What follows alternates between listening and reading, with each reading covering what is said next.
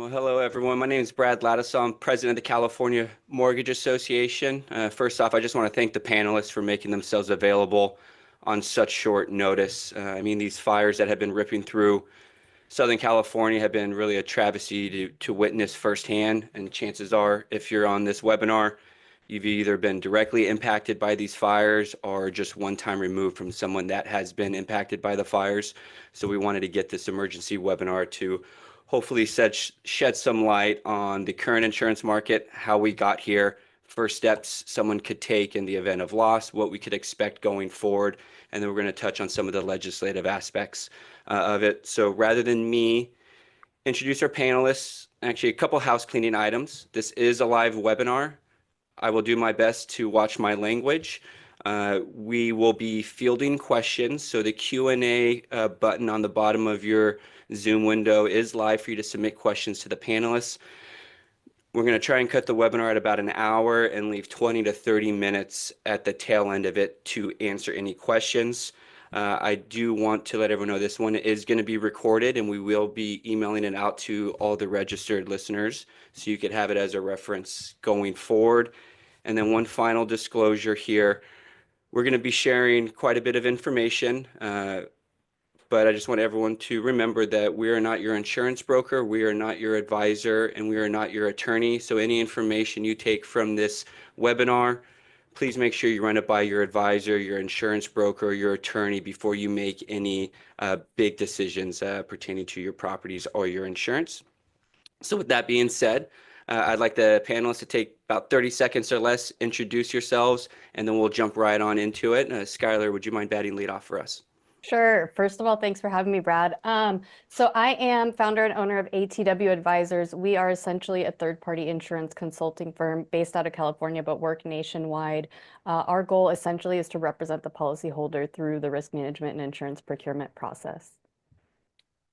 Very good. Ed. Hi, I'm Ed Babtkis, president of Ross Diversified Insurance Services. For many of you, I am your insurance broker, and I appreciate that fact. So thank you in the audience who I do work with all the time. We work with lender-placed insurance. We work with REO insurance. We also have a product menu of fix and flip products with builder's risk, and we insure rentals across the country as well. We are national. Robert. Yeah, thanks, Brad. Robert Finlay with Wright, Finlay, and Zach. We are a mortgage litigation, compliance, and licensing law firm. I'm in California, but our firm covers and represents lenders throughout the Western United States. Very good. Well, thank you. Counsel for the California Mortgage Association. Very important person to CMA and many of the listeners on this webinar. So I just want to jump right on into it, Skylar. I mean, the past couple years, it's been on the headlines. Big carriers, insurance providers are leaving the state in droves. Would you mind giving the listeners like a high level, I guess, explanation on what's been happening and why behind the scenes? Sure. So kind of how we got here. And I'll try not to get too into the weeds and insurance nerd out on this too much. I'll try to keep it high level. So this kind of goes back to November of 1988.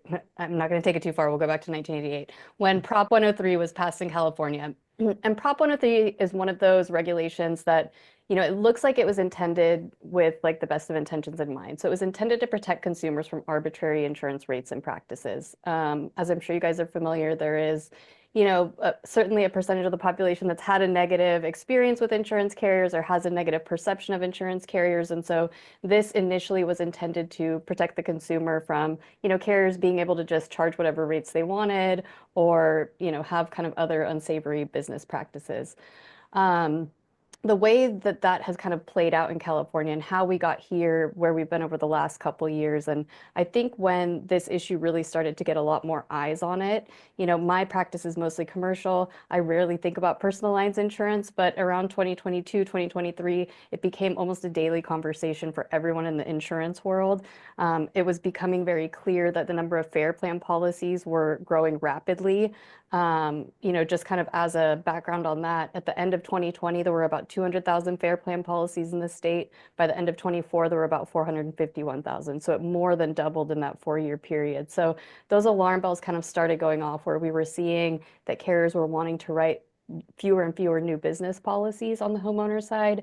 And then when it kind of all came crashing down and really got a lot of eyes on it was when State Farm pulled out, said they weren't going to write any new business in the state. Allstate quickly followed. There were other carriers who followed suit as well. And, main reason for that being, again, not to get too far into the weeds, but because of Prop 103 and other regulations in California, admitted carriers have to file their rate filings to get approved with the Department of Insurance, the Insurance Commissioner's Office. And just for a little bit of context there, so the average time for us in California to get rate filings approved was 281 days. That was actually down 71 days from the 2023 average of 352 days. We also have what's called an intervener program in California. Again, one of those things that was implemented probably with the best of intentions, but people can intervene in those rate filings. Essentially, it's the easiest way to think about this is kind of a whistleblower towards the insurance carrier saying, hey, I think this rate filing is bogus for XYZ reason. And intervened rate filings in California have an average of 529 days to get approved or rejected, to get reviewed. So, that's almost 2 years, and that's the average. Some are much higher than that.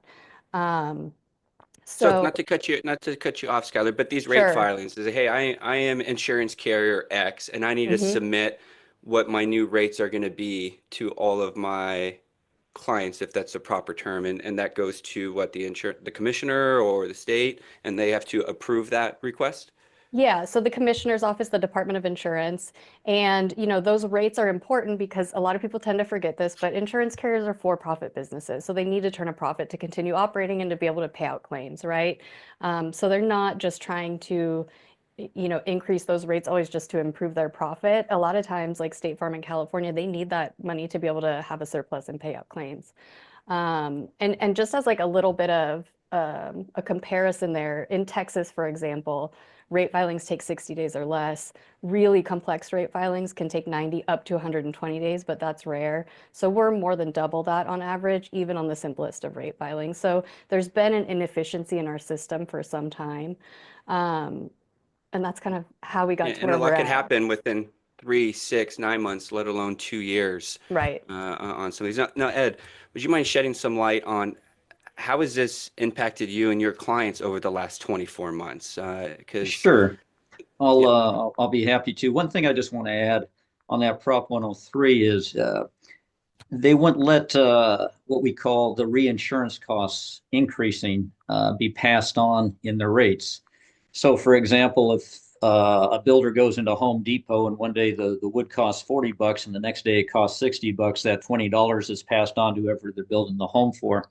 That would not happen in our world of insurance. If the reinsurance, the people behind the insurance companies, as insurance is layers upon layers upon layers, if those reinsurance costs went up, which is what's really happened in the last 3 years, those were not allowed to be passed on in the form of rate increase. And that's added to this whole problem. It compounded the problem, which is why carriers simply said, we've had enough. We're leaving the state and start canceling policies in those areas that are prone to high risk. and I don't want to cut you off, Ed, but just to explain to the group, so the reinsurance aspect of a policy is almost like a backstop for that insurance provider. Say I have 100 million liquid, arbitrary numbers. The reinsurance potentially covers losses in excess of that. Am I understanding that correctly? You're right on the money, depending on how it's structured. But conceptually, yes, they're a backstop. California Fair Plan, which I think Skylar's going to speak about a little bit later on, Yeah. has reinsurance to support them should they go insolvent or they run out of money. And then But co-insurance, and I'm sorry to cut it, and then co-insurance, is that effectively the same thing? Because I see those terms No. used loosely as Co-insurance a lender. Co-insurance is an apple and reinsurance is an orange. Okay. So I'll touch upon co-insurance in a moment, but your initial question, how has it impacted us? Ross represents a lot of what we call surplus lines. Lloyd's of London, probably the most prominent that people are familiar with, but every insurance company, like a State Farm, has what they call a non-admitted carrier that they write specialty market business or wholesale market business with. And our rental program, for example, or the lender place, the forced order programs, these are written through surplus lines carriers. They're still A-rated. They still pay claims. They appear on approved lists, whether it's a list in California or an alien list, which is for the whole country. They use the word alien. So they're reputable insurance companies with strong financials. So a lot of our business being unique in the world of niches, with the lender placed in REO insurance in particular, we write through surplus lines carriers that don't have the same restrictions that a State Farm or Farmers and Allstate would on a homeowner's policy. So when you say, how does it affect our business? We go to the markets, we find these niche, very solvent, very financially strong rated insurance carriers to supply the product.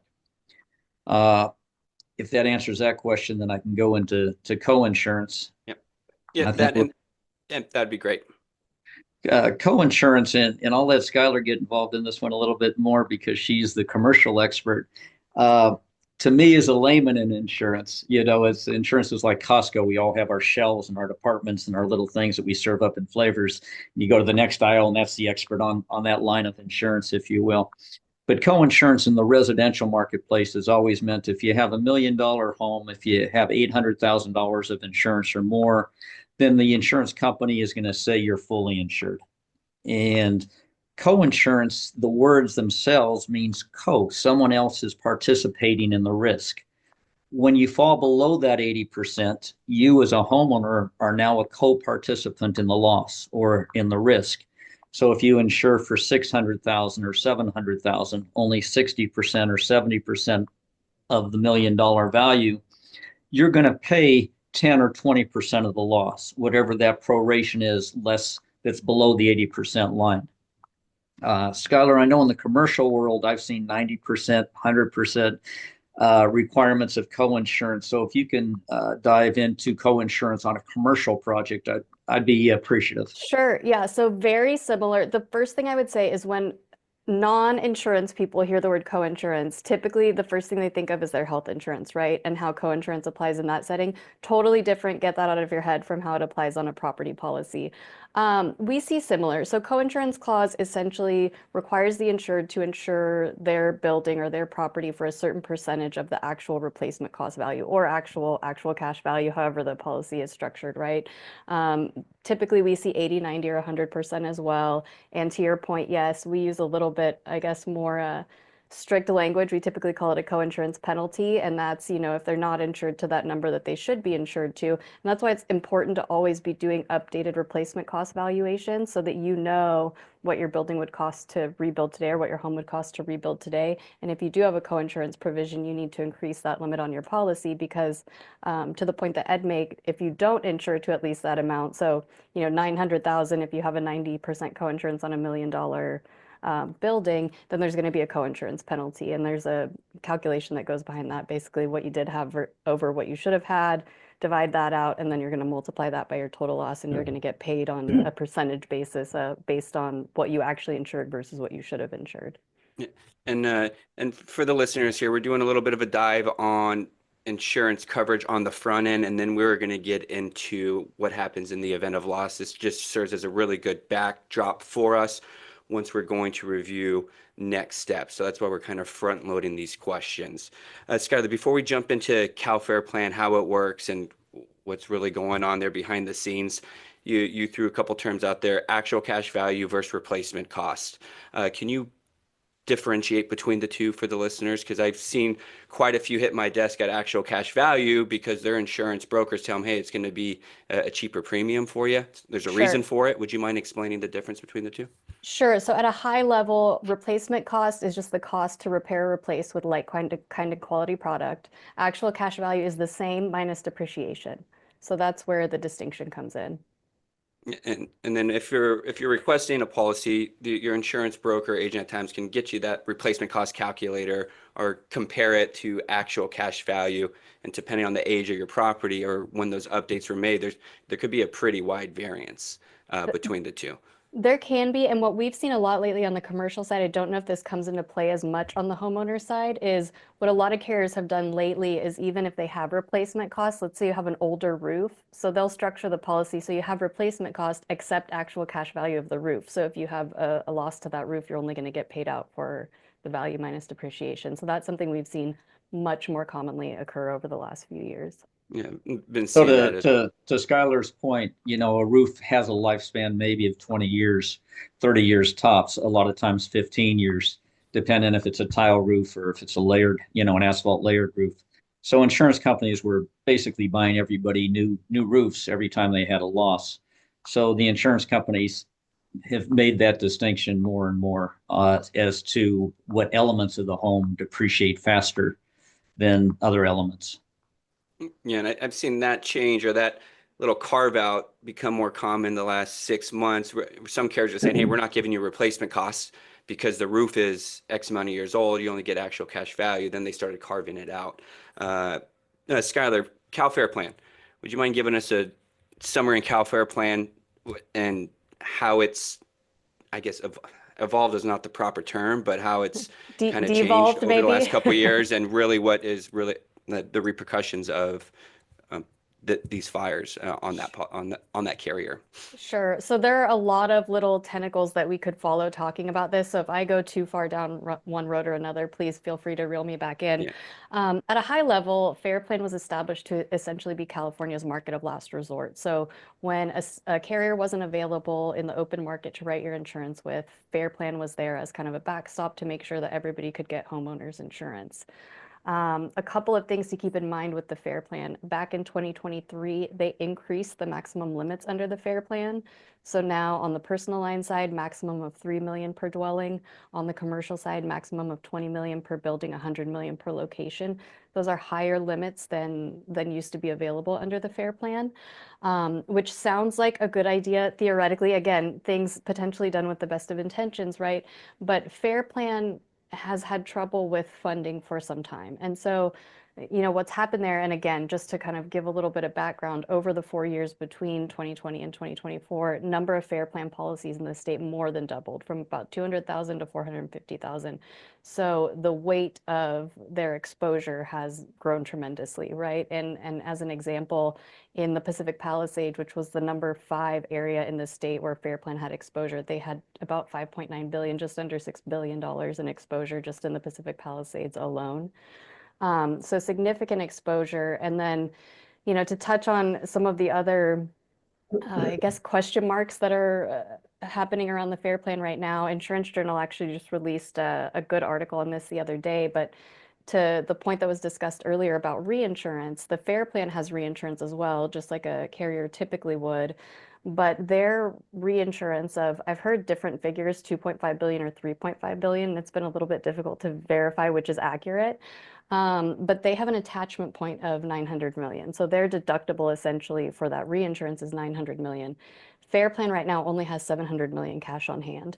So first question mark there is, how are they going to make up that additional 200 million just to get to their attachment point where reinsurance kicks in?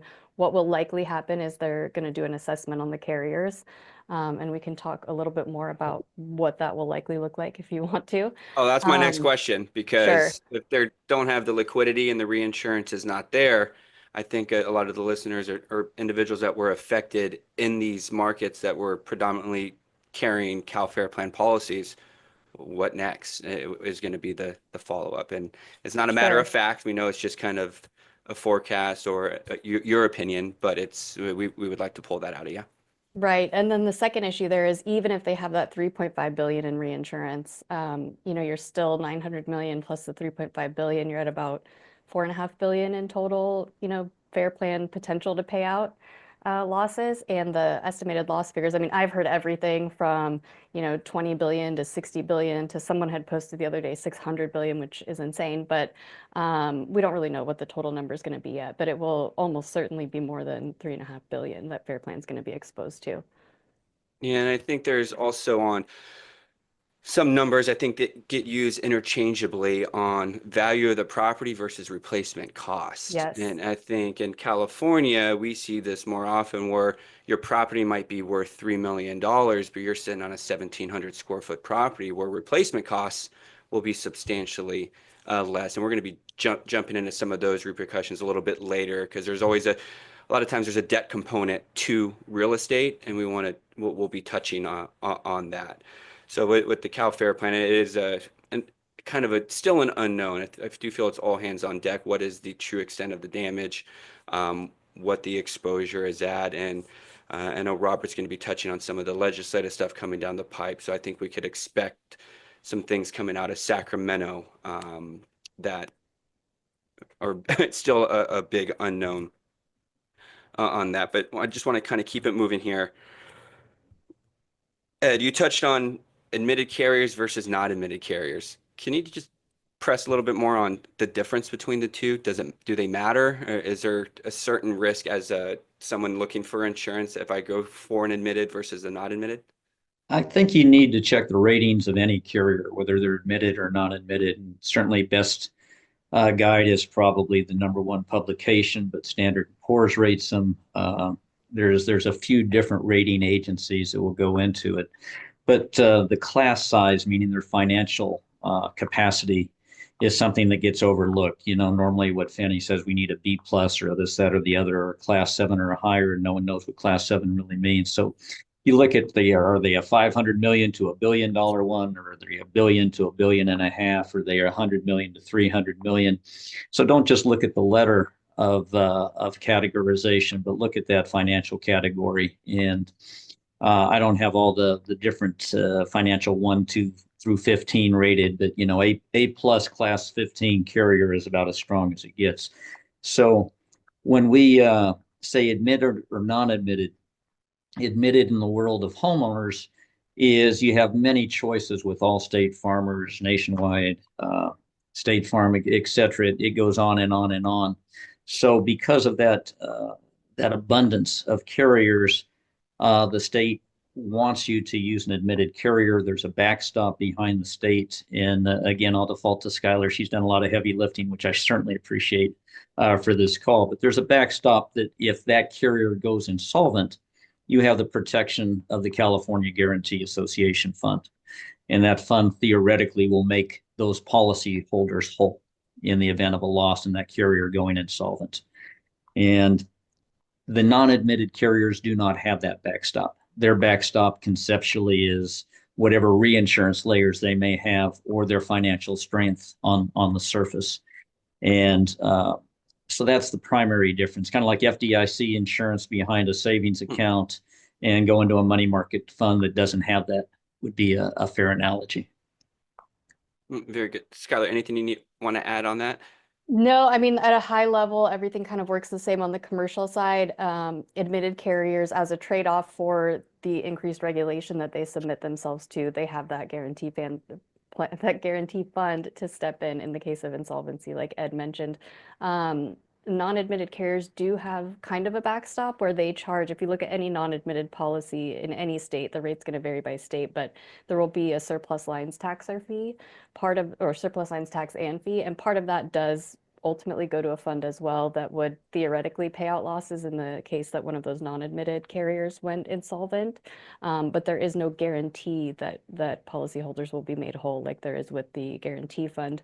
The other thing is it's much more clear on the admitted side that state guarantee fund will step in as soon as a carrier is insolvent to handle any current and any future claims. So that guarantee fund immediately is going to start processing those claims versus on the non-admitted side, it's a little bit less clear where the transition is and who's going to handle those claims.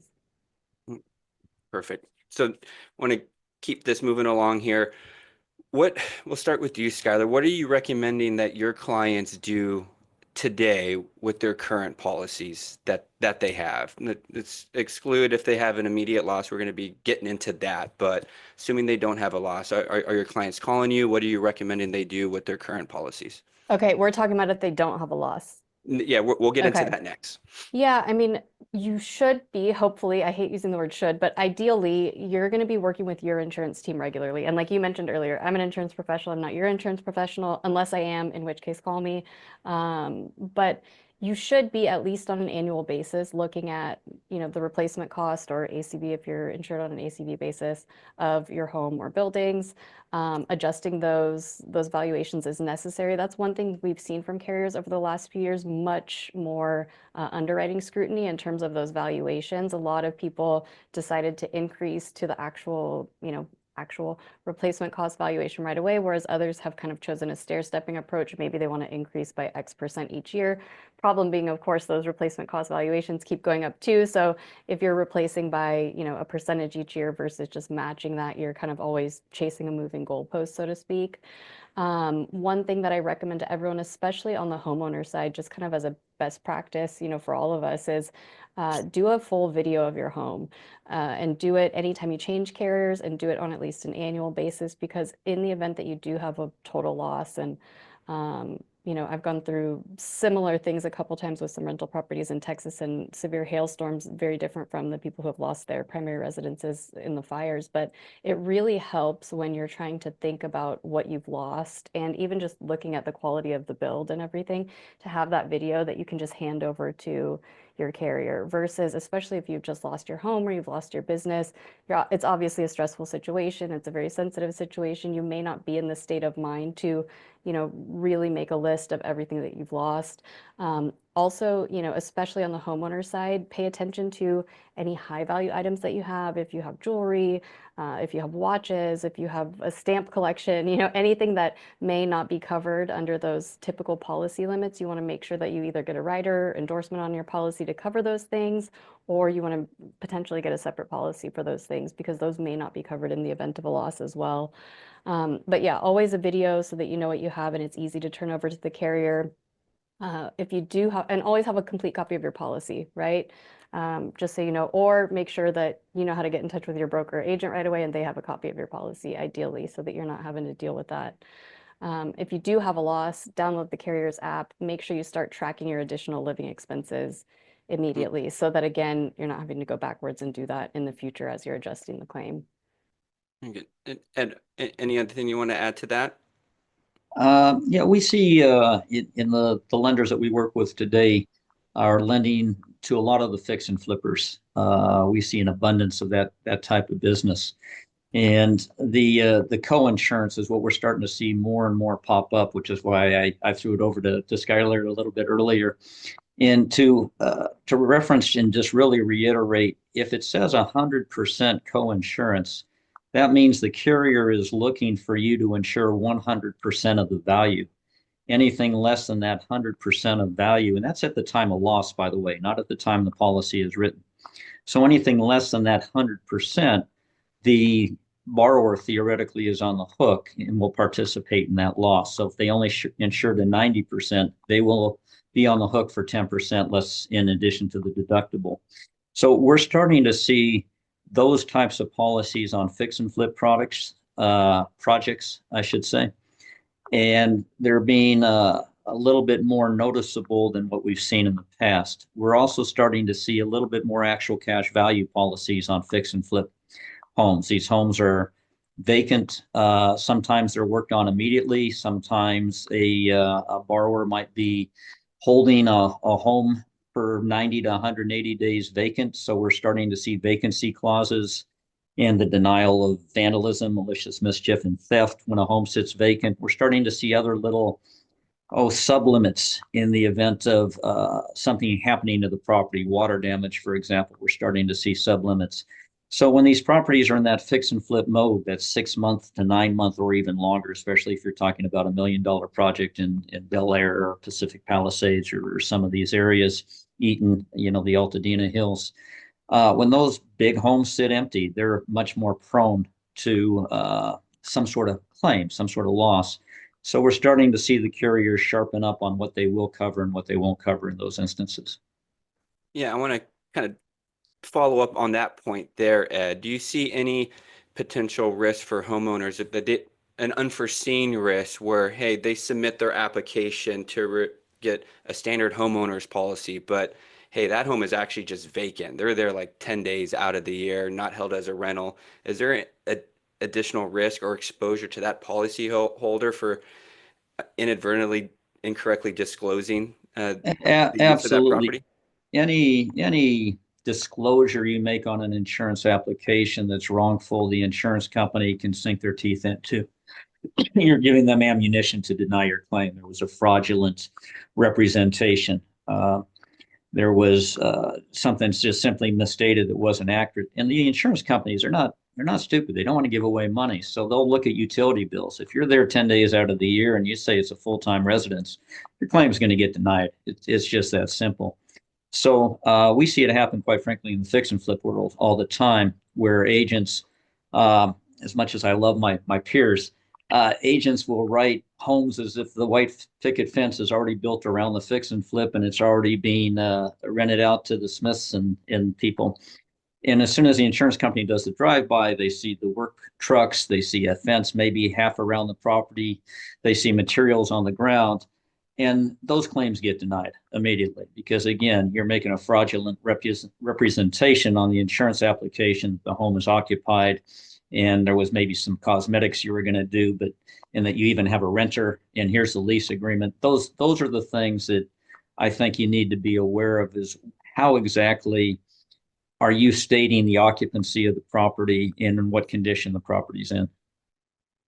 Yeah, and I think from a lender's perspective, that's a whole nother potential can of worms. You think you're getting X amount of coverage, and application was done incorrectly. I mean, there are certain endorsements I think lenders can Well, get or be there's recognized on a policy, or is that Yeah, as a matter of business practice, everyone who's lending money on a property should be endorsed onto the policy as a mortgagee, and you get your loss payable endorsement. But that doesn't exempt the insurance company from saying there were false representations on the insurance application, so we're going to deny the claim. One doesn't necessarily tie to the other. The mortgagee or loss payee endorsement simply means on a valid approved claim, your name is going to appear on the check. And then it's up to you and the borrower to work it out if you're going to rebuild or take those proceeds to reduce the balance of the loan. And that's where we are projecting a lot of negotiations to take place with experts like Skylar and other attorneys that are going to get involved, especially because you have $1 million properties. And there's going to be a lot of disagreements on what should be paid and what's being offered. Skylar, would you mind drilling down a little bit more on that difference between being recognized mortgagee, loss payee, and then the lender's loss payable? They're all Sure. three different, I believe. So Or typically we'll see kind of a combined mortgagee loss payee endorsement. You may have just one or the other, but what that will do, if you're properly named on the policy and in the endorsement, payment will be made to both the lender and the insured. Lender's loss payable versus the loss payee gives the lender a little bit more leeway. So there are potential situations where there could be a benefit to the lender, even if there was non-compliance on behalf of the insured. Now, to Ed's point, if there was a material misrepresentation in the initial application, that may not apply. Because they can argue that the policy was null and void from issuance because of the material misrepresentation. But if, there are certain wrongful acts that could have been committed by the insured, that a lender would still be protected if they had a lender's loss payable endorsement versus just a standard loss payee. I wanted to talk to you real quickly about one other. Ed got into some sublimits and things on the policies that we're seeing pop up. One that we haven't talked about that I believe we will see come into play, especially with some of these recent losses, is ordinance or law coverage. And what that does is if there's an additional cost to rebuild a home because of new building ordinances or building codes, it will kick in and cover that. So, we talked about replacement cost before. Let's say you have a replacement cost of $2 million on your home. Maybe you have a 10% ordinance or law limit. And this is especially important in states like California and in counties like LA that are not regulation light for builders, to put it kindly.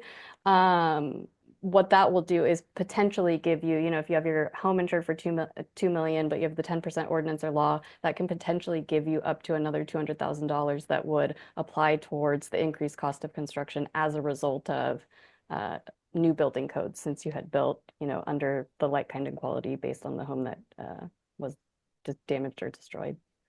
The one thing I'll add, and again, we're keeping things at high level, Yeah. is, this has happened in Napa when we had the big fires there. It happened in Laguna Canyon when the fires, for those that remember.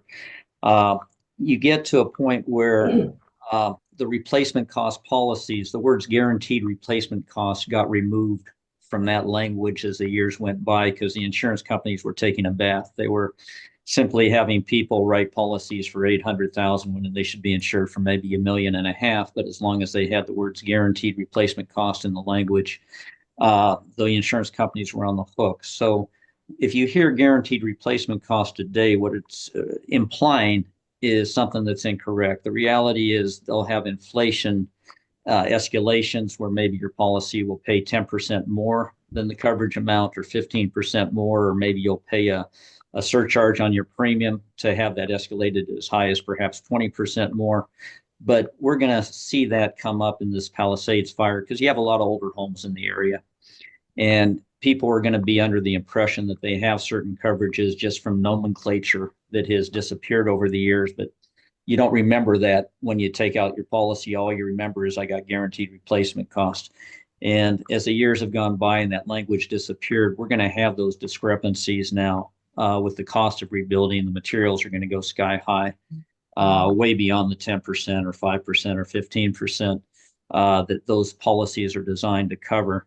And to Skylar's point, it'll be interesting. I thought I read something, and there's so much information coming out on Insurance Journal and Department of Insurance that they may freeze building codes as far as implementation of that they may let you build to the codes that were in place prior to the fire or 2 or 3 years prior to the fire. So there's a lot of gray going on right now on what they're going to allow the insurance companies to pay and what they're going to accept. And I think zoning permits is one thing that I've been reading a lot about because all the zoning has changed. Affordable housing, are they going to demand that because the city now has laws in force that say for every X you build, you got to have affordable housing? Does that going to apply to Pacific Palisades? I doubt it, but no one really knows right now.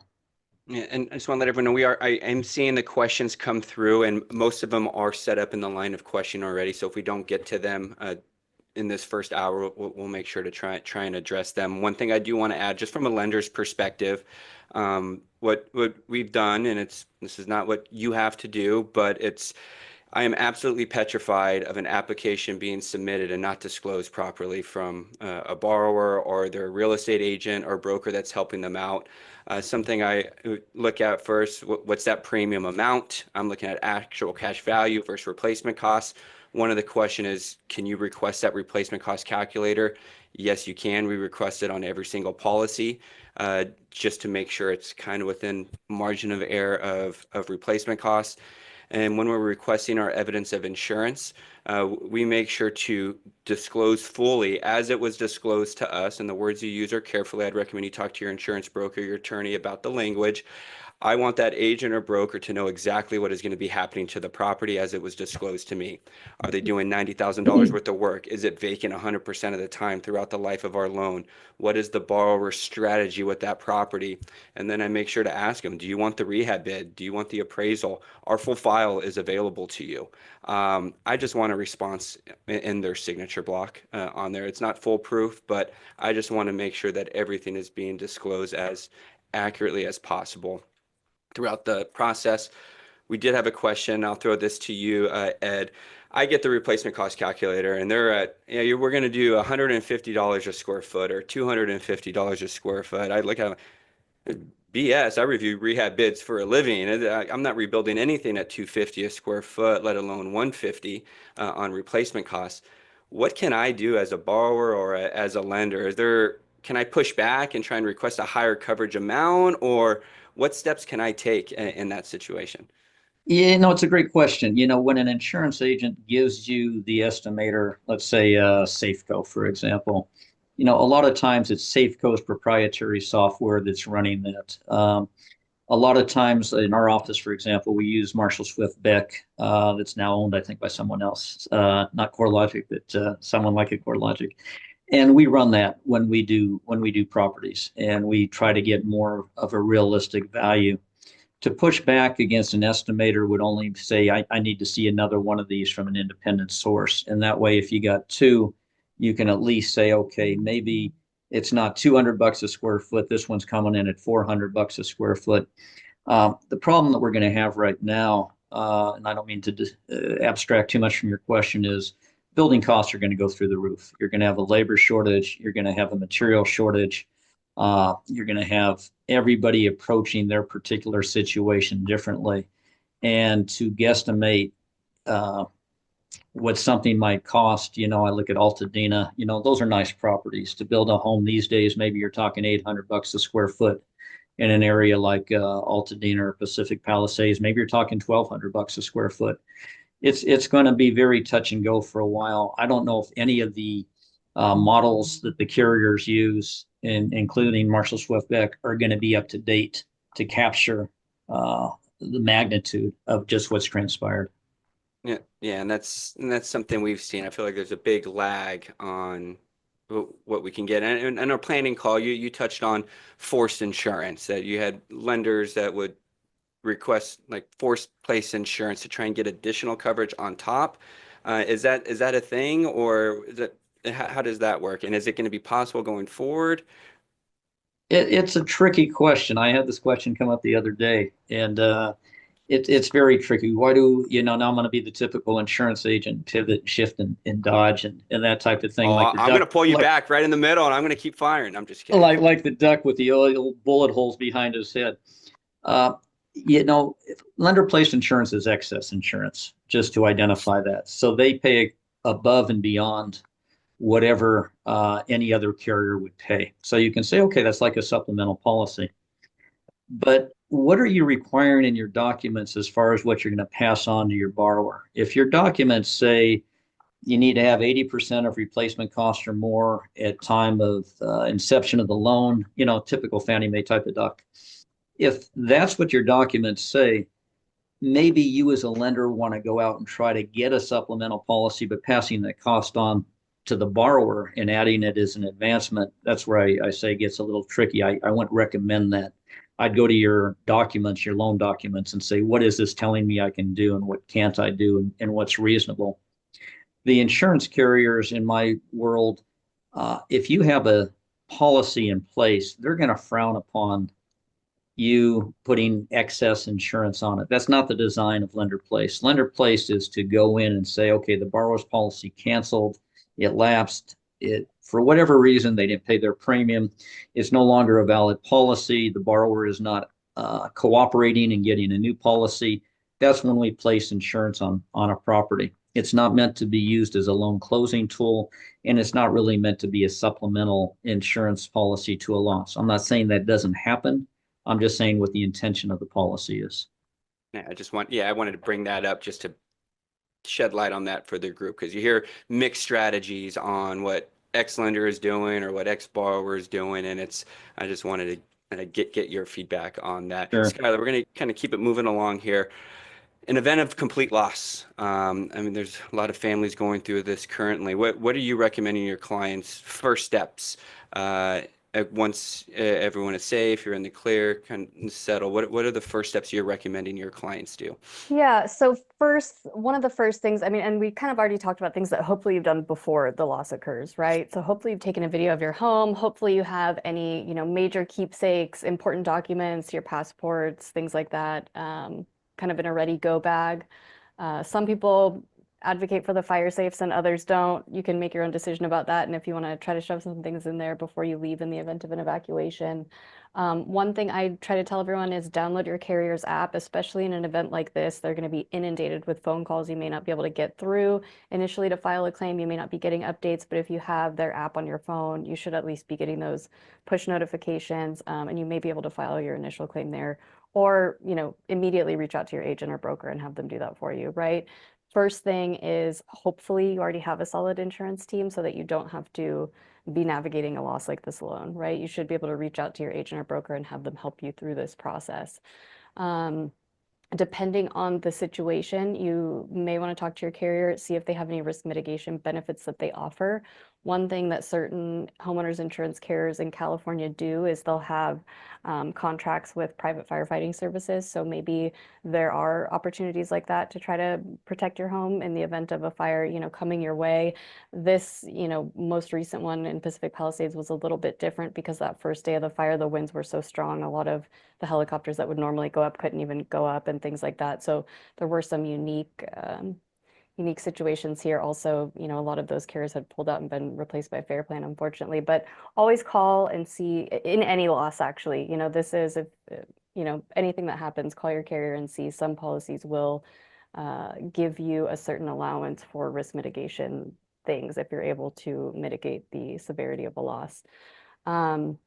Note your additional living expenses immediately. You know, like I said earlier, it's so much easier to track as you go. I know that's not top of everyone's mind, especially when you're scrambling to find a place to live and all of those things, but it's so much easier to do it as you go versus trying to go back in retrospect and put those numbers together when you're adjusting the claim. Document all your conversations with your carrier. If you're talking to them directly or whether you're talking through your agent or broker, make sure that you're keeping written notes. It's really easy to forget what was discussed. And, you know, people sometimes will have convenient memories on either side of the discussion. So always document those conversations as much as you can. Again, another thing that when you're stressed, maybe you've just gone through a horrific event like this, you're not thinking about it, but it's so important, especially in that situation, because maybe you're not in the mind space to be remembering all of those conversations clearly. You can go on the Department of Insurance website. They do have some potentially helpful electronic brochures. You know, don't get scammed after a disaster, things like that. Tips for getting bids from a licensed contractor if you don't have a relationship with one already. The other thing that you can consider is a public adjuster. So if you get an initial, you know, claim settlement back from the carrier that's much lower than you would anticipate, or if you even just believe that there may be an issue adjusting that claim, it's worth talking to a public adjuster in some cases, seeing what they think. They are not allowed to contact fire victims until 10 days after an evacuation order is lifted, but you can always reach out to them as the victim of a fire or after you've had a loss. I recommend asking them about their caseload. Some will take on, you know, 25 to 40 additional cases after an event like this. Some will take on a couple hundred. So you want to make sure that if you are going to, you know, put money towards a third party like that, that you're working with someone who's not overloaded with their caseload and can actually give you the time and effort that you need to get your claim adjusted. That's really it, I think, you know, and then you got to make some tough decisions, especially in a situation like this where so many homes were lost. There's a lot of question marks, especially in the Palisades, as to whether, you know, what rebuild time will look like, even if you do waive some of those, you know, like the governor has stepped in to waive some of those coastal commission requirements and things like that. But we don't even know at this point, you know, I think there's a non-zero chance that certain portions of that soil you may not be able to rebuild on now after a fire that severe. There may be pollution, environmental issues that we don't know about yet. Obviously, every person and every family has to take a lot of things into consideration, whether you just relocate, you know, if it takes 3 or 5 years to rebuild and you've moved maybe down to Orange County or out to Phoenix, are you going to want to move back in 3 or 5 years, 10 years on the outside, right? So yeah, you really need to kind of think about what that looks like for you. But first thing, reach out to your insurance team, talk to them early and often and lean on them. That's what they do.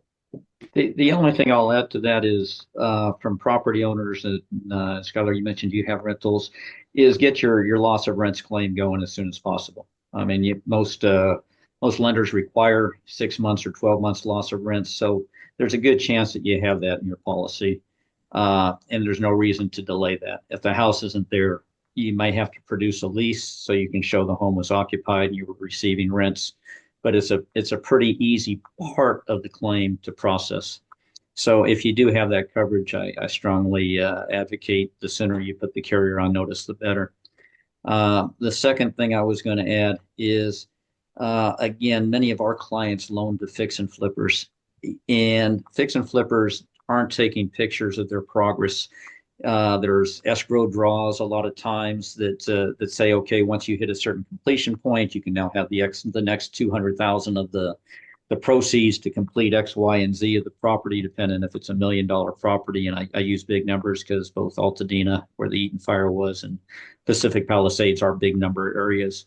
So I would start having your contractor borrower, if you will, start really taking a snapshot or taking more snapshots of what phase of construction has been completed, so that when you make your claim, you're not wrestling with an adjuster who can't tell if the studs were up or if the studs weren't up, if the wiring and the electrical was done or if the electrical wasn't done.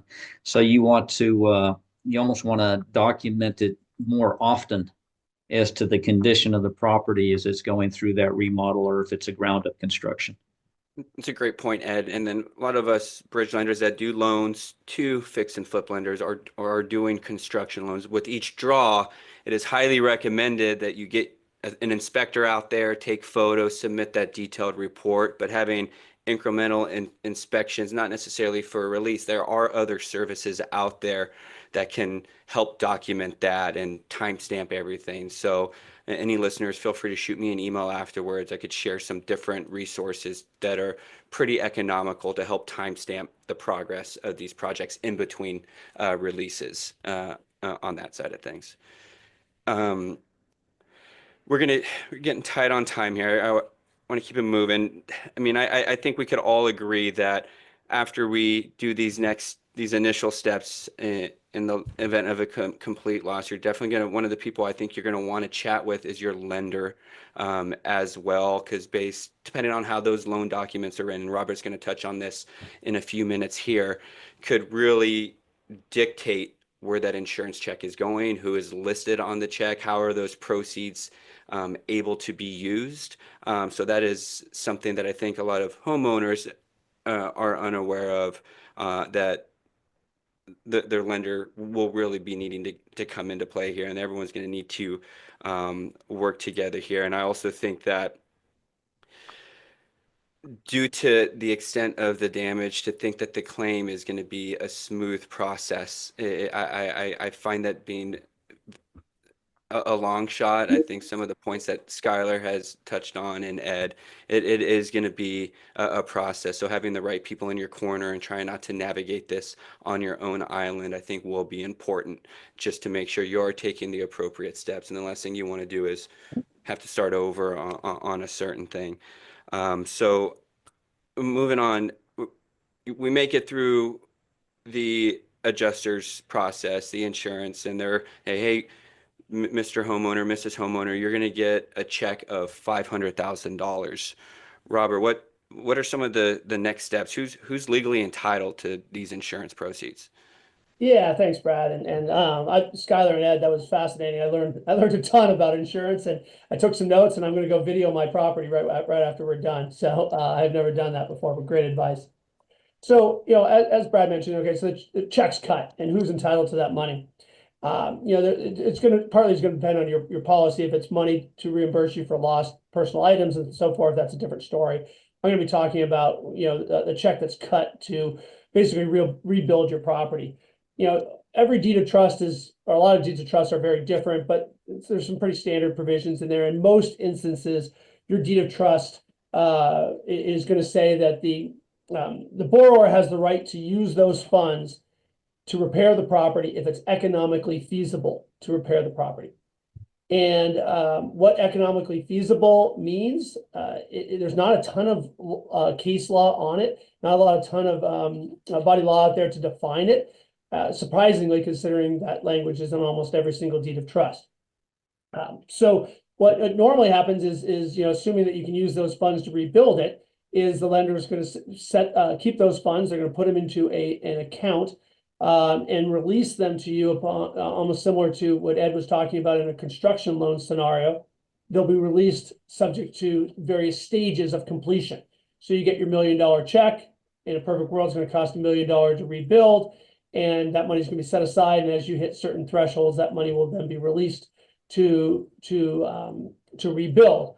Unfortunately, I think we all know that there's not going to be enough insurance there to completely rebuild in a lot of situations. So then it's going to come down to, is it economically feasible? I know several years ago I was dealing with a property up in actually Malibu that was destroyed due to a electrical fire, just that one property. And just the property that the borrower wanted to rebuild was going to cost so much more than the insurance, just to put the pilings in and get the plans and to get the structural engineers in there. It was going to cost a ton of money just to do that process. So it came down to a question: is it economically feasible to build? So that's something that you're going to have to talk to your lenders are going to have to talk to the borrowers about, and borrowers are going to have to talk to your lenders about.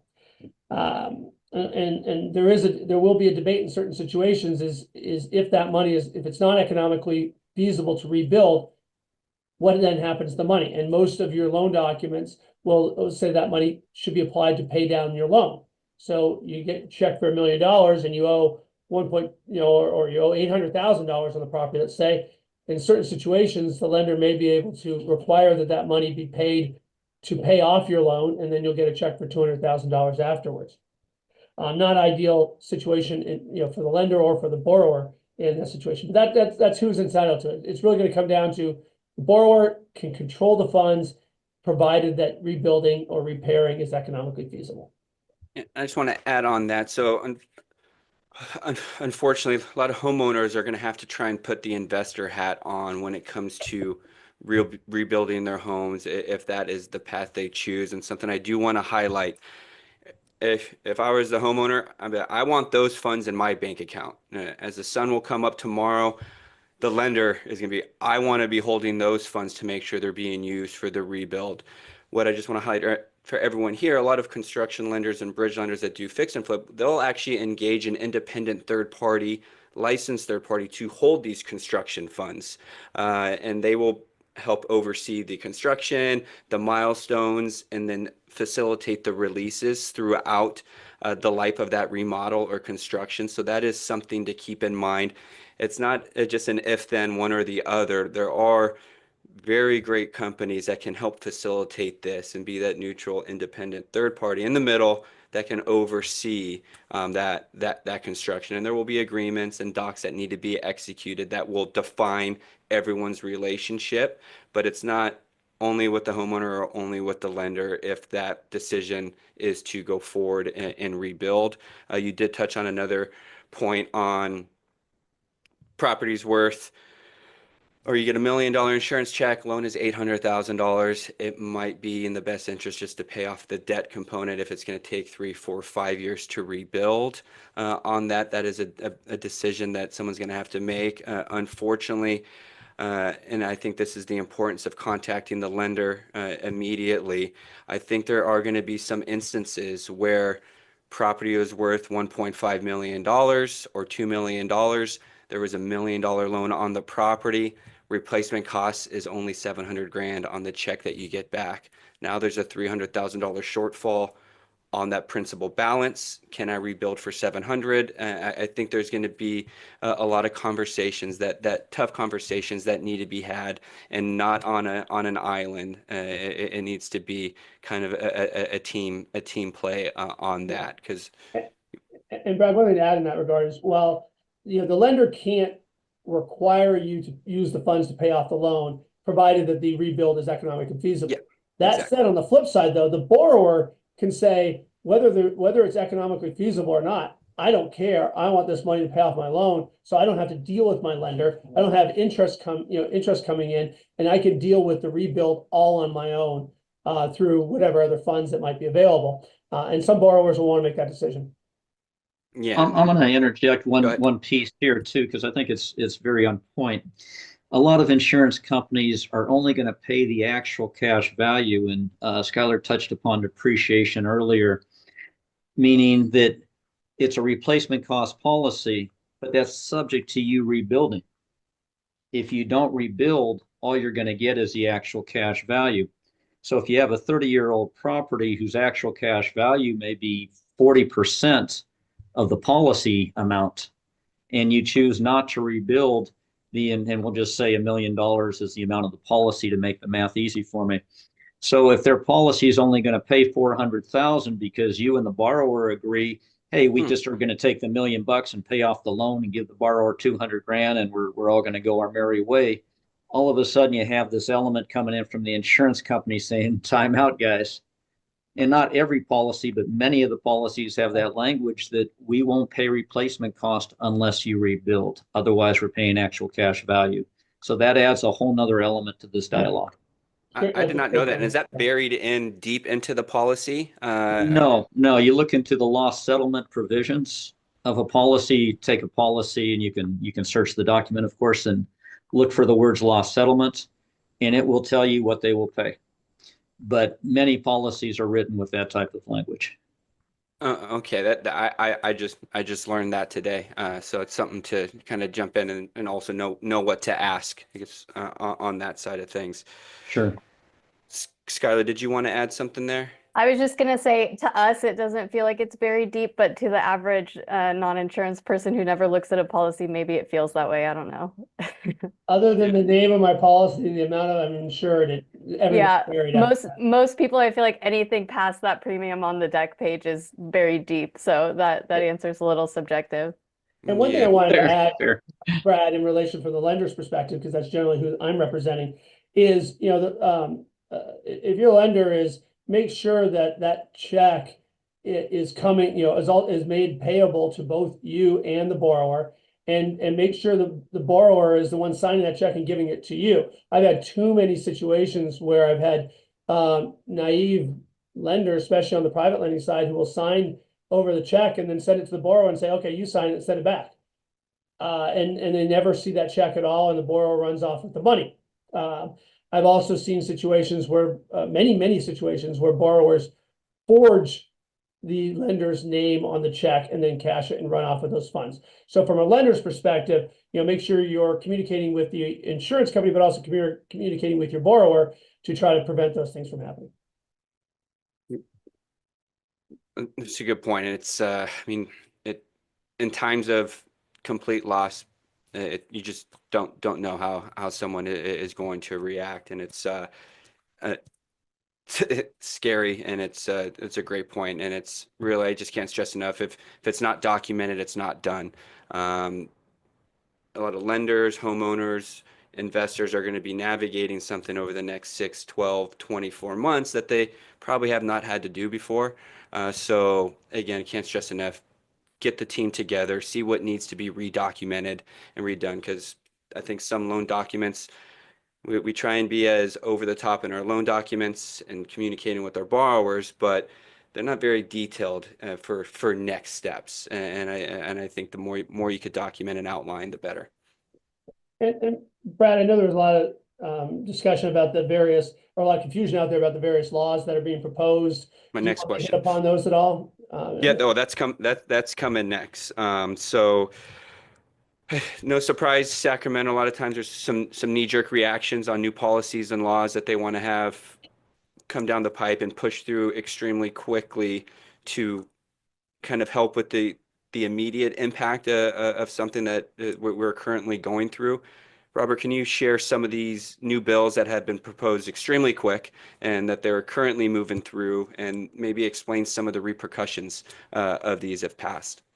Absolutely. And as you said, these are well-intended bills. And I think as Skylar was talking about earlier, going back to 1988 and the impact of Prop 103, it was well intended, but then, it had consequences later. And some of the bills that are being proposed, well intended, will have some consequences immediately as well as down the road, which always concerns me. Knee-jerk reactions is when you're creating laws, it's very dangerous. So I get a lot of calls because there's a lot of misinformation out there about the various bills and laws that have been proposed. So one of the big ones is called AB, which is Assembly Bill 238. And this is not passed yet. This is proposed. If it passes, it'll be effective immediately once the governor signs. So this will move very quickly, one way or the other. But the highlights of this bill is that it would create a 180-day forbearance period for any borrower that is directly or indirectly impacted by the fires, with a borrower option to then extend that another 180 days. So basically, a borrower that is directly or indirectly impacted by the fires can get a forbearance on their mortgage payments for up to 1 year. While many of these borrowers do need help, and I think there needs to be some laws to help them, this is a very dangerous one from the standpoint that, or my perspective at least, is that it says directly or indirectly. There's no definition what indirectly means. It has to be financially impacted, but indirectly, it could mean anything. You could be a contractor who was building a house in Pacific Palisades, and now that's been put on hold because it burned down, and you may have lost that job. Is that indirectly affected, even if you live in Orange County? Maybe. There's no definition. So when there's not definitions, it's going to lead to disputes. It's going to lead to litigation. It's going to lead to fights in the courts, which is not beneficial for lenders. It's not beneficial for borrowers. It's not really beneficial for anyone. So that's something that I know that the industry is looking very closely at, that word indirectly. In addition, just directly, what does directly mean? Did you have to evacuate? Did you are you losing rents because you can't rent your property out? I mean, I think we all think of the help being targeted for those who lost their homes that have been destroyed, that they cannot live in those homes, but that's not how this bill is written. It does apply to any natural borrower. It does not apply to an entity. So if for whatever reason your loan or the property was owned by, or your loan is in the name of an LLC for some reason, like Ed was talking about, fix and flip loans, a lot of those are to LLCs that they would not be protected by the statute. There's also no exception in this bill to a business purpose loan or to a bridge loan. It only applies to, there's no exception for those, so it applies to any loan. It does have to be owner occupied though, for this bill in its present form to apply. All the borrower has to do is submit basically say, I was financially impacted. It does not need to be attested to under penalty of perjury, which I know is a concern for the lending industry. And the reason it's a concern is the amount of fraud that the lending industry saw as a result of the COVID protections, which were very well intended. However, there was many situations where, unfortunately, people took advantage of the COVID restrictions and said I was affected by COVID, but it turns out at the end of the day, they really were not. So adding an element that says that a borrower has to attest under penalty of perjury that they were affected, that they suffered financial hardship and explain that financial hardship has some benefit to avoid fraud down the road. During that forbearance period, whether it's 6 months or 180 days or ends up being 360 days, the lender cannot charge anything for that forbearance. They cannot charge late charges, penalties, or any interest other than what would normally accrue under the loan as if it was current during the forbearance period. In other words, can't charge late charges, couldn't charge default interest. There is no direction under this bill right now regarding credit reporting, but I assume at some point it'll be put in there that lenders should not report the borrower as delinquent. I'm sure that'll be added in. Also, during that forbearance period, the lender cannot initiate a judicial or non-judicial foreclosure, if one has already been initiated, cannot complete the sale, and also cannot complete a foreclosure-related eviction. But what's not clear in that, or as it's written, is it would apply even if I foreclosed even if the lender foreclosed last year sometime, and then the borrower was directly or indirectly affected, you wouldn't be able to complete your foreclosure-related eviction. So which means the property could just end up sitting there, which creates an interesting situation from a standpoint of the borrower doesn't own the property. They're probably not entitled to any insurance proceeds. The lender may be entitled to some insurance proceeds, but they can't get access to the property to fix it. I'm not talking about a completely destroyed property. I'm just talking about something that was damaged by the fire. And you may end up with properties just kind of sitting in limbo, which is not good. And tenants don't know who to pay rent to. So there's a lot of problems with this bill as proposed. I know that many of the mortgage industries and the consumer industries are working for clarification on it. And this will not be the form of the bill that's ultimately passed. But that's one of the big ones that's out there is AB 238. There's also Newsom just came out with a plan that was signed on by 5 of the major largest lenders, Bank of America, Wells, and some others. And this one is a 90-day grace period on mortgage payments. No late charges during that. There'll be the lenders have to propose post-forbearance options that do not require immediate repayment of forborne amounts. No late credit reporting regarding those amounts that were not paid during the forbearance period. No new foreclosures or evictions for 60 days. It does not necessarily prevent you from starting a foreclosure that was already started. And it applies to specific zip codes. I'll list them real quick. 90019, 90041, 90049, 90046. I'm sorry, 66, 90265, 90272, 90290, 90402, almost done, 91001, 91104, 91106, 91107, and 93536. So that is actually in effect, but it only applies to the lenders who signed on, the big five lenders. That said, the DFPI and maybe the DRE, I'm not sure, they'll be asking some of their licensees to also sign on voluntarily for this plan. So that's already out there. And so if your loan happened to be with Wells Fargo, that my understanding this is in a place, and Wells Fargo has agreed to comply with it. Then there's two more. There's Newsom's executive order. They're moving quick. They're moving quick on some of these things. And these are, I mean, when we talked to set this up, everybody, some of these didn't exist. So these are all just coming in, and there may be a new one by the time I finish talking. And I am going through these quickly. So if anyone wants to, I'm on the lender side, but if any lenders or investors want to reach out, feel free, and I'd be happy to talk about these in greater length. But Newsom's executive order N-7-25, this is in effect. This involves real estate speculators. It prohibits unsolicited offers to purchase or acquire property in the same zip codes that I mentioned, I believe, for less than fair market value of the property as of January 6, 2025. What they're trying to do here is prevent all, scammers coming in, opportunistic people coming in to try to buy your property from you for less than what the fair market value was as of January 6th. Now, mind you, you can still sell your property. This just means no one can approach you on an unsolicited basis to try to buy your property.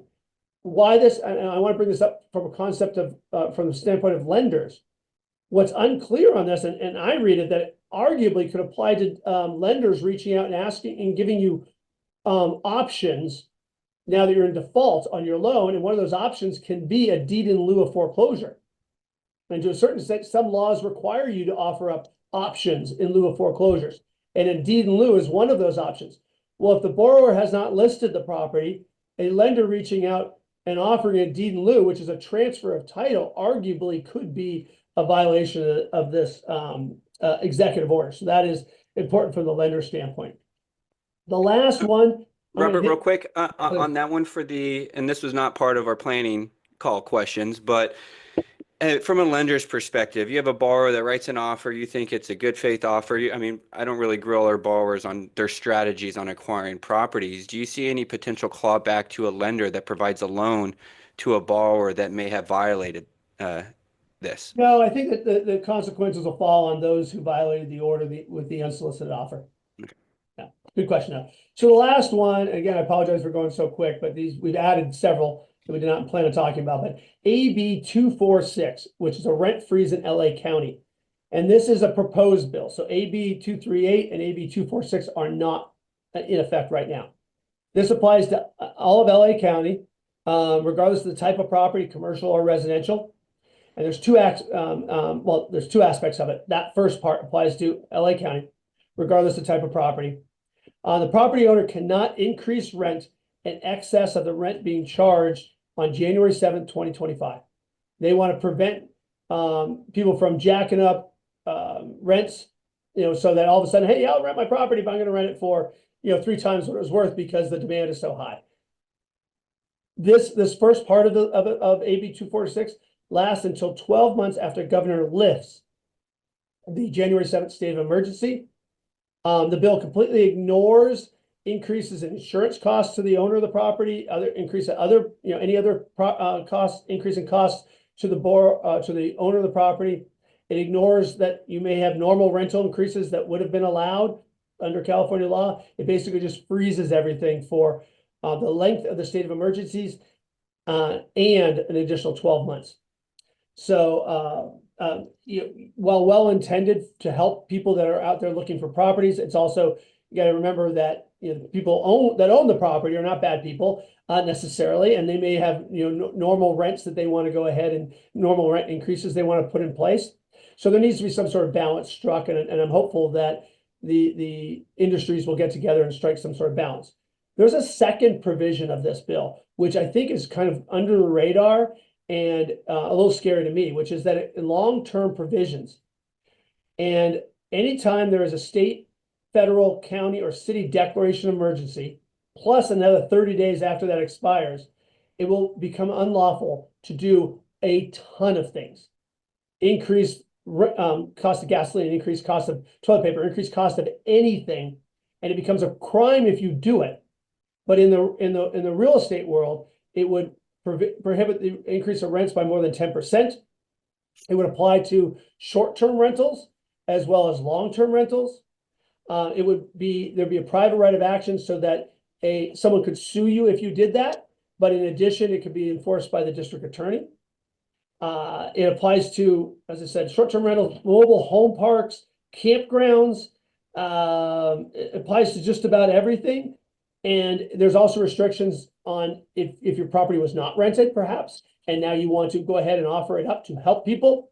There's restrictions on what you can do there. And if you don't know them, you could be committing a crime. So a lot of ways, I think this deters people who may want to rent out a short-term rental on a long-term rental basis because of the restrictions and the concerns over criminal liability. And Robert, and this, I think you alluded to it, this is not only specific to the real estate properties themselves, it's also potentially the service providers that provide a service to help rebuild and all the costs of their material, because they can't set the price on that material, but then potentially they're fixed on what they could bid out. And I think a concern of mine is, yes, it's an all hands on deck to rebuild Los Angeles, but if you price fix a market or an industry, there's a whole supply chain that affects this, and if you price fix it, it will prevent developers to come in and even bid out on contracts or on projects, and there's a very big, I think, snowball effect and big repercussions on some of these bills. If you were in LA County and you wanted to, and you wanted to go ahead and rent your property out because you happen to be lucky enough to have a place somewhere else or whatever it is, you're severely restricting what you can charge. And I think it's going to deter people from going ahead and doing that. And especially if they can't increase the rent, just normal increases due to inflation and also due to perhaps, cost of repairing their own property. If it was minor, the damages were minor, for instance. It doesn't factor in that, let's say I was able to quickly repair my property using my own funds, not insurance funds, and so I could get it out there in the market real quick. Well, now I've improved that property. The cost of improving it went up, and I can't increase my rent. It's going to have severe consequences on the rental pool, the quality of the rental properties, and again, well-intended, but very dangerous. And who knows how long this state of emergency is going to last? Obviously, the COVID one went a long, long time, and many people debated whether it went too long or not. And then you throw another 12 months on top of that, this will have long-term impacts. Then the second piece of this bill, this is the last thing I'm going to say, these are permanent long-term provisions that anytime there is a state of emergencies, these provisions will automatically kick in. And I know that like when COVID restrictions went in place at the state level, there were counties and cities that put their own states of emergencies in that lasted well beyond the California state of emergency declaration, that they just kept them going. And how do you stop your city from a state of emergency, or if they want to have one longer than anyone else? So I hope people take a close look at these. One thing I'll say from an industry standpoint, I'm in the mortgage industry is, and with the California Mortgage Association and whatever other industries you may be a part of, they all have political action committees, and I don't want to make this an advertisement, but for the California Mortgage Association, we'll put a PAC link in, which is, and if you want to donate to the PAC link to help advocate on behalf of the mortgage industry, you can go ahead and do so. And even if you're not in the mortgage industry and you're on the consumer side, there's PACs you can donate on that side too. But meaning that in order for the right balance to be struck on these laws that are going to be created, so they don't have too severe impacts on one side or the other, or for too long, I suggest getting involved from a political, whatever consumer or mortgage group you want to get involved with. Appreciate that. And we got a couple. We got 11 minutes left. A couple questions. We've been kicking butt on addressing these as we went through, but there's a couple I do want to touch on. Robert, one, it's a follow-up pertaining to AB 238. Does that apply to vacant land loans in the Pacific Palisades owned by LLCs? Well, 238 would not apply to an LLC as written right now. So right there, if it's an LLC, it does not apply. So that's good. If it's vacant land, it was arguably not owner occupied, although there's always the debate if someone had a tent on it, is it owner occupied? Yeah, I think it would not, I think generally speaking, it would not apply in that situation, but I would reach out to me or to your own counsel and happy to answer it. Yeah, and then I think you touched on this. I'll just do a follow-up. The 180-day forbearance on commercial or business purpose loans, it doesn't apply to that if it's held on an LLC, right? It's just owner occupied loans for Correct. the. If the loan, right, as written right now, or as it was written this morning, AB 238 does not apply to any loans to non-natural people, persons, so it would not apply to an LLC or corporation. Perfect. And then I would say that it would apply to a revocable family trust, but an irrevocable family trust, it probably should not apply either.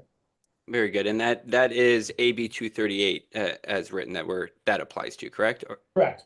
Okay. And Very again, good. I go real quick there. So,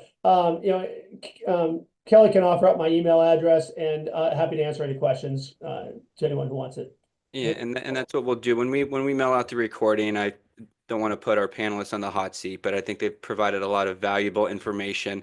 We'll make sure to include their email address so you could reach out to them directly with any questions, because they're the experts in the field, and I think they will be a great resource to everyone.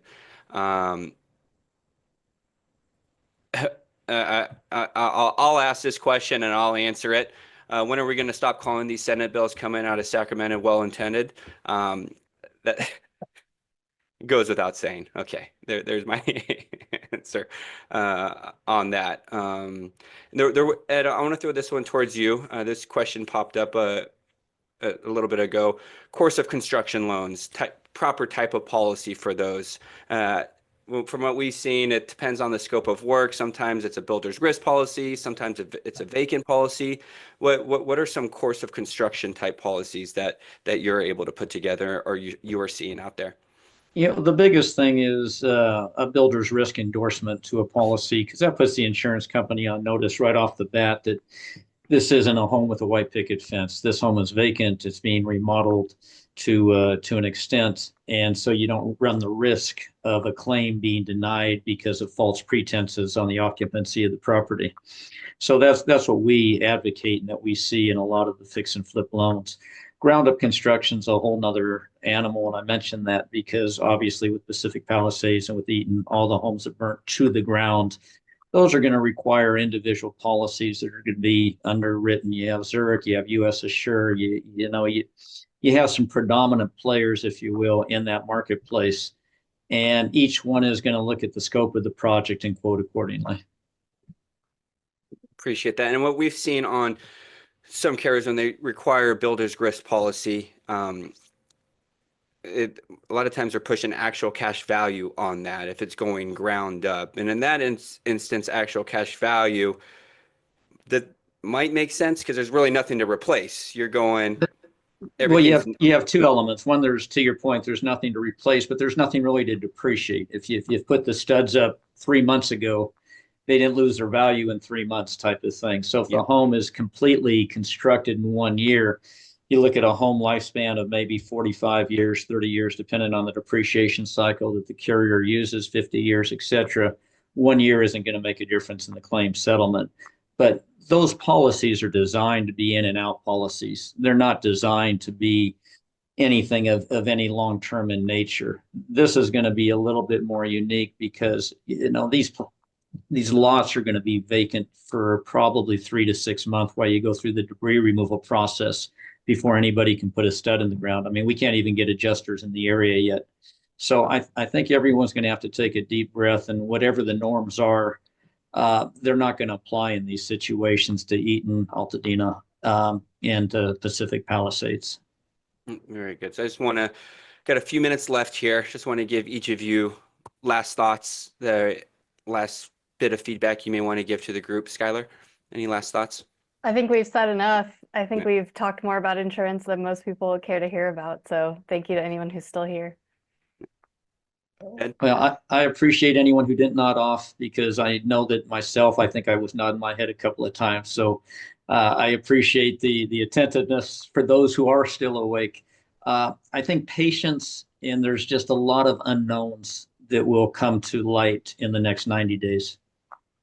Thank you. And Robert, from a lender's perspective, any lender impacted by a fire, what recommendation do you have for them? Yeah, I would say two things. Know your asset, find out if you were impacted or not, and to what extent. But then the biggest one is reach out to your borrower and open lines of communication.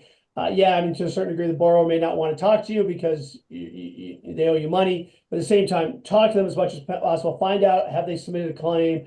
What type of coverage they had, plans with the property, which will always be changing. Do they want to rebuild? Are they going to move out? What's their plan regarding their loan? Do they plan to get an adjuster? Because that's something to talk about, because some adjusters are great and they serve a very valuable purpose, but there's adjusters out there that are like in every industry, though, out there to take advantage of people. And and talk about what's going to happen when the funds come in. Are we going to rebuild or put them into a construction fund like we talked about? Just have communication. I think it will help avoid conflict down the road. And that's the biggest piece of advice I would offer. Perfect. And we got a couple last second flyer questions here. Since we still got a couple minutes and I have all you three, let's tackle those real quick. Ed, forced place insurance. Can we get it in LA County right now? Certain zip codes right now are definitely under moratoriums. Every day, every hour, we're seeing a new fire here. We're seeing a new fire there. I think San Diego is the latest area, obviously up at Castaic Lake. There's fires going on that are being put down. It's going to be rough going until the winds calm down. No carrier is going to walk into that type of claim, potential claim, I should say.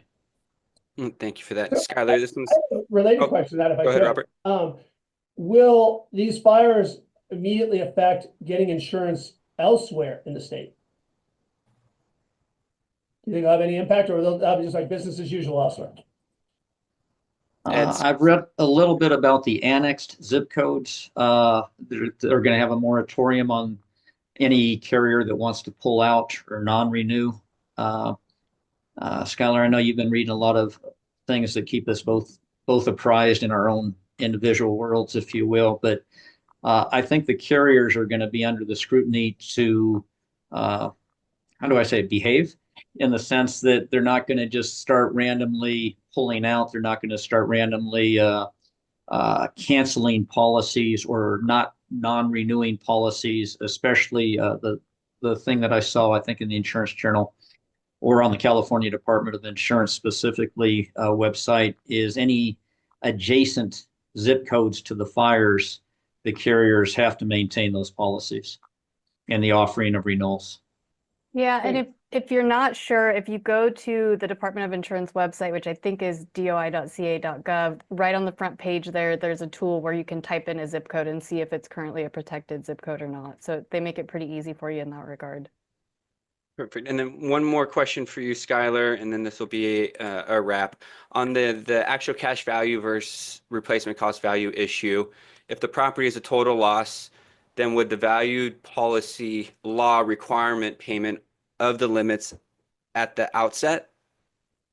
I saw that question as well. I'm not sure I'm understanding what that question means. I'm interpreting that to ask if you'd be required to pay the entire policy limit at the outlet of a total loss. Is that? Oh, and I've had this question with investors before, so I think this is kind of how it is. I'm requesting or applying for my hazard insurance on day one today. Is my actual cash value or replacement cost value that I'm getting coverage for based on today's, or is it going to be on future value at 90 days or 6 months from now? Sure. So it's typically going to be based on that day, right? Most policies, again, because of coinsurance and other things, will allow for a little bit of leeway there. But that's one of the reasons that you want to review that replacement cost every year, at least on an annual basis, because yeah, those can change pretty significantly throughout the policy term. Some policies will also have, escalation clauses and other things that will automatically give you a 5% or a 10%. We see that on builder's risk a lot. You see it sometimes on fixed operational property policies as well. But I wouldn't just assume that applies. Definitely talk to your broker about how your policy is written. Yeah, I think a couple of these questions will be I need to jump on the horn with the broker who issued the policy Yep. on that. Another question, what if you already had a lender-placed policy before the fires? Is it still active? From my understanding, you can't just cancel a policy. I think we just touched on that. But Ed, you I wanna can confirm answer that one real quick. Yes, the lender-placed policy is anything that was in effect prior to the fire is definitely still in effect. Again, it's designed to protect the lender's interest, which means the policy the borrower had canceled, expired, a detached event, if you will, from the fire itself. Where we're saying you can't use lender-placed fire today is if you're trying to close a loan, if you're trying to see what's occurring. If you have any questions on that, I encourage you to call my office. And everyone, this recording will go out. So these last two questions, I'm just going to reference you to a previous that these were answered earlier on. Zip codes, Robert took about 45 minutes to list out all the zip codes. I'm just kidding. So that'll be around like the 1 hour to 1 hour and 15 mark, but he did list off all the zip codes. And someone can email me and I'll give them to you. Yeah. But they're in And the, then they're in does the value order. policy law require replacement cost value even if not replacing? Ed had touched on that. That depends, I think, on the policy itself and how it's written. It's if you decide to not rebuild the property, they may give you actual cash value versus replacement costs. So again, you're going to want to reach out to your insurance agent or broker, review that policy, and ask them that question directly there, and they should be able to provide that to you. So with that, I think pretty remarkable.